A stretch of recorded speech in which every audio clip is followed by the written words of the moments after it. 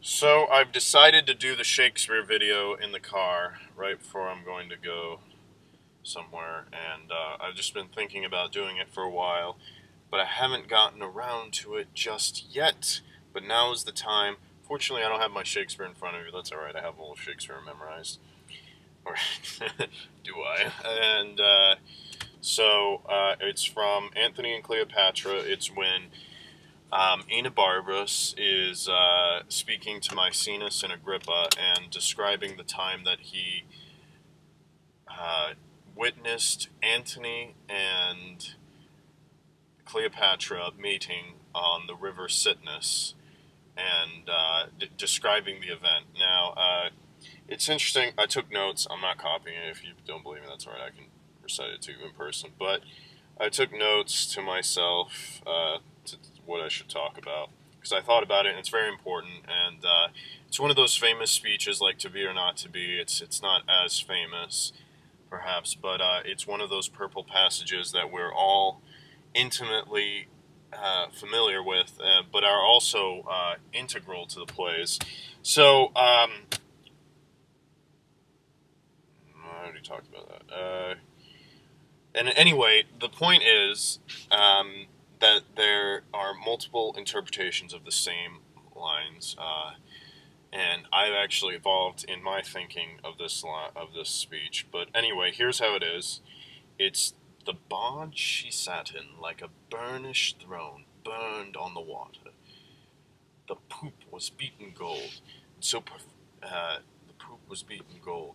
Um, Purple the sails, and the winds, and so perfumed that the winds were lovesick with them.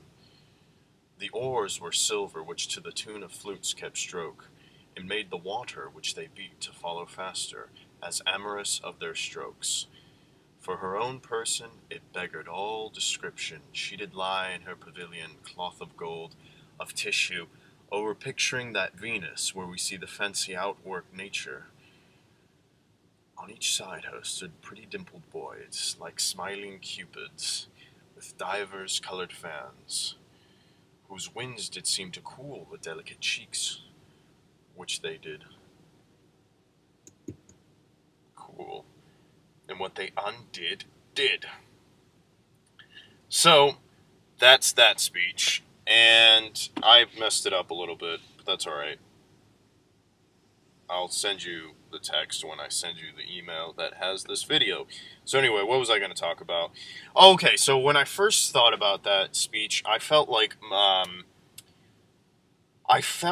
that there was a need from Enobarbus to tell this to Maecenas and Agrippa, that he was showing off to them, and he felt this need to tell them because Rome was old and sterile and whatever. But so that's that. So he was showing off. It was just a traveler's tale, and it was made up. I mean, it's not my original interpretation. It was sort of from class. But anyway, I saw a performance of it, and I felt like there was a new Rome, a new method of thinking about these things, and I felt that there was something.